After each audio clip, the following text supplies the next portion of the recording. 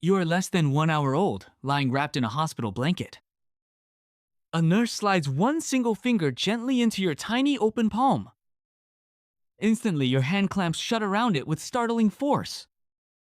Nobody taught you that grip. You were born already knowing it.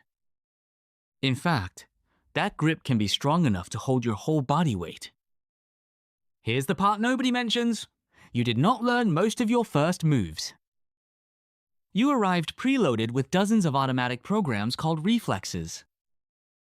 They fire without permission, faster than any thought you could form. And here is the genuinely strange part: many of them are set to expire. Some vanish within months, on a schedule, as if quietly deleted. A few even disappear, then return decades later when something goes wrong. The reason behind that on and off timer is stranger than the reflexes themselves. Stay with me. First, let's agree on what a reflex actually is. A reflex is a fixed response your body runs without asking your brain. You touch a hot stove, and your hand snaps back before you feel pain. That signal never reached your thinking brain. It turned around at the spinal cord. Scientists call this life-saving shortcut a reflex arc. Signals race along it at nearly 100 meters every second. Now, back to that iron grip in the hospital blanket. It's called the palmar grasp reflex, and every healthy newborn has it. Stroke a baby's palm, and the fingers curl shut all on their own. The grip is so strong that some newborns can briefly hang from a bar. So why is a human baby born ready to hang on for dear life? For that answer, we have to leave the hospital entirely. Picture one of your ancestors, millions of years ago, high in the trees. She's covered in thick fur, and she is almost always moving. Her baby cannot be set down. There is no crib, only branches and predators. So the baby grips her fur and simply holds on, all day long. A baby who could cling survived, one who couldn't slipped and fell. That single life or death rule wrote the grasp reflex into your body. You lost the fur ages ago, but the grip stayed, waiting for hair that isn't there. That's why your newborn hand clamps a finger it was never meant to hold. Now look lower, at that very same baby's feet. Stroke the sole, and the toes curl down, trying to grip like a tiny hand. It's the same clinging program, running in feet that will only ever walk. But stroke that same sole a different way, and something odd happens. The big toe bends up, and the other toes fan out like a little hand.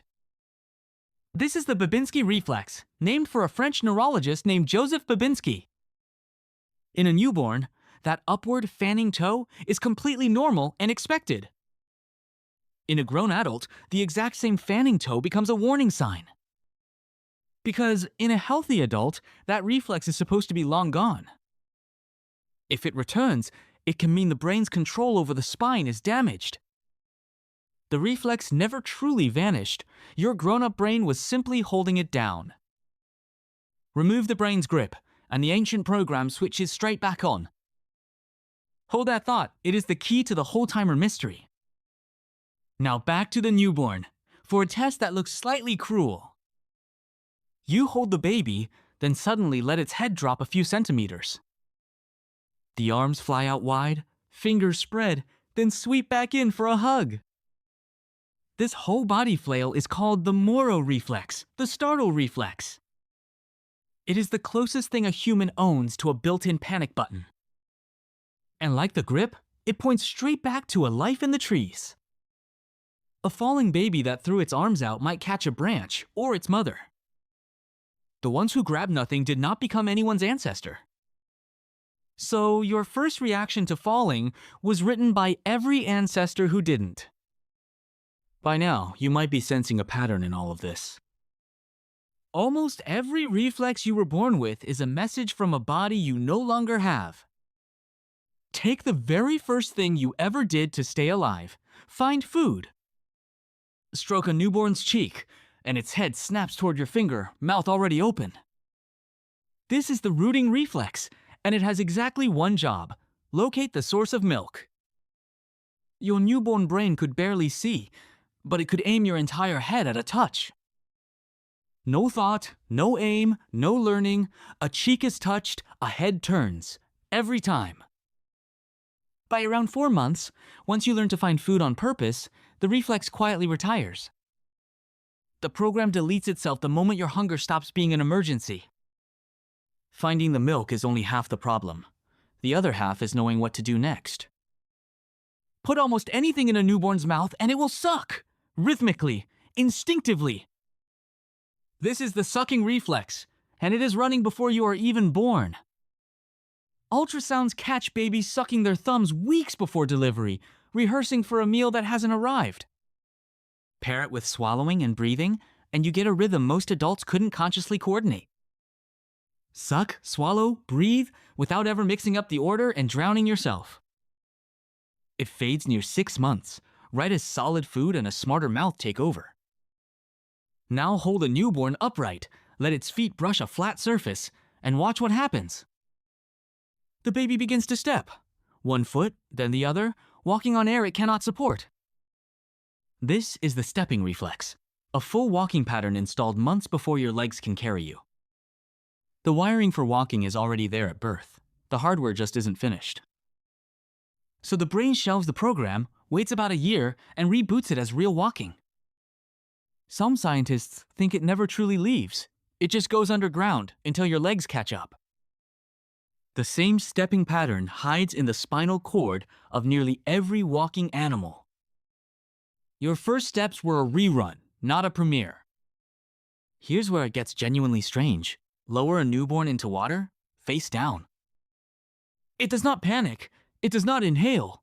2 ancient programs switch on at once. First, the bradycardic response. The heart rate drops, saving oxygen for the brain. Your heart slows the instant your face hits cold water. You share this with seals and dolphins. Second, the larynx seals the airway shut, so water does not flood the lungs. The baby will even make swimming motions, arms and legs paddling on pure instinct. This is the diving reflex, the most useful skill you were ever born already knowing. It made sense for ancestors who lived by rivers and coasts, where a fall meant water, not concrete. Then, somewhere around 6 months, the reflex fades, and water becomes dangerous again. Which is exactly why you cannot leave a toddler alone near a bathtub. Some reflexes don't help you eat or survive a fall. They just set up your body. Turn a resting newborn's head to one side, and its whole body strikes a pose. The arm on that side stretches out. The other arm bends up beside the head. Doctors call it the tonic neck reflex. Everyone else calls it the fencing pose. It looks like your newborn is challenging the ceiling to a duel. Its real job is quieter, teaching your eyes and your reaching hand to work as a team. By around 6 months, hand-eye coordination takes over, and the tiny swordsman retires undefeated. A few reflexes are so specific they sound made up. Meet the gallant reflex. Stroke one side of a newborn's spine, and its hips swing toward that same side. The whole body curves like a comma, following your finger. Nobody is fully certain what it's for. One idea links it to crawling out of tight spots. Another idea says it simply helped you wiggle down the birth canal on the way out. It vanishes within your first few months. Its purpose already served. But not every reflex is on its way out. A few are still waiting to arrive. Around 6 to 9 months, a brand new reflex switches on for the first time. Tilt a baby suddenly forward, head down, and its arms shoot out to break the fall. This is the parachute reflex, your body's first attempt at catching itself. It appears precisely when you start moving on your own, crawling toward the edge of everything. And unlike the others, this one never leaves. Throw your hands out when you trip today? That's the same reflex, still on duty, decades after it clocked in. Line up the deletion dates and something obvious appears. None of this is random. Rooting, sucking, stepping, diving, all shut off on a schedule your brain seems to keep. A newborn isn't losing these reflexes by accident. A healthy brain is switching them off on purpose. So the real question isn't why they leave, it's what exactly is turning them off. The answer starts with an organ that, at birth, was barely in charge of anything. When you were born, your spinal cord ran most of the show. Reflexes live low in the nervous system, in the cord and the brainstem, not the thinking brain. That's why a newborn can grasp and step before it can recognize its own mother. The reflexes were never waiting for a decision. They fired on their own. But up top, something was slowly coming online. Your cortex, the wrinkled outer brain that does the thinking, matures painfully slowly. And as it wakes up, it does something surprising. It says no. The mature brain doesn't just add new skills, it actively silences the old ones. Here's the part nobody mentions. Growing up is mostly a story of inhibition. The cortex sends signals down the cord that say, "Stop, I've got this now." But those signals need a highway to travel on, and the highway is still being built. That construction has a name: myelination. Your nerves are wrapped in a fatty insulation called myelin. Think of it as the plastic coating on a wire. A bare nerve leaks its signal and fires slowly. A coated one fires fast and clean. At birth, most of your nerves are barely insulated. The wiring is raw. Myelination sweeps through the brain over years, back to front. The thinking cortex is one of the last regions to be fully wired, into your 20s. So the timer isn't magic, it's insulation being laid down, one nerve at a time. As each pathway gets coated, the cortex can finally reach down and mute a reflex.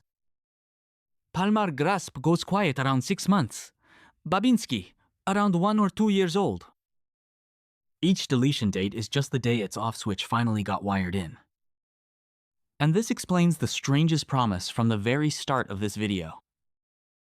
Remember, some of these reflexes come back. If the cortex is damaged by a stroke or by dementia, its veto disappears. The old spinal programs are still there, waiting, undeleted underneath. Doctors stroke the sole of an elderly patient's foot and watch the toes fan up. A grown adult showing a reflex that should have vanished before their second birthday. They're called frontal release signs, the newborn resurfacing. The reflex never left. The brain that silenced it did. So far, every reflex has had an expiration date, but not all of them do. Some reflexes you will keep until the day you die, and you're using them right now. Blink. You just did it, without deciding to. You blink about 15 to 20 times a minute, mostly to keep your eyes wet. Touch the surface of an eye, and both eyelids slam shut instantly. It's a shield reflex. Your eye is too valuable to trust to a decision. Shine a light at your eye, and the black center shrinks on its own. You cannot widen your own pupil by wanting to. The reflex owns that muscle, not you. It's why doctors shine a pen light in your eyes, checking the reflex still works. Tap the tendon just below your kneecap, and your leg kicks out. You didn't kick it. A loop through your spinal cord did, before your brain even knew. That's the same kind of arc a newborn runs on. You just kept this one. Touch the back of your throat and it clenches to block anything going down wrong. An itch in your nose triggers an explosion that clears it at 100 miles an hour. A tickle deeper down triggers a cough, the same idea through a lower door. And then there's the one reflex you kept that no longer does anything for you. Cold air or a chill of fear, and tiny muscles yank your body hair upright. On a furry ancestor, that puffed the coat for warmth and looked bigger to a threat. You kept the reflex. You just lost the fur that made it useful. Notice the pattern. The vanishing reflexes built a body. The ones that stay simply guard it. Which brings us all the way back to where we began. A newborn's hand, closing around a stranger's finger with the strength to hold its own weight. That grip was the oldest program of all, from an ancestor whose baby clung to fur to survive. You lost that grip decades ago. The branch, the fur, the danger, all gone. And yet, right now, your grown-up hand is quietly curling closed around nothing at all.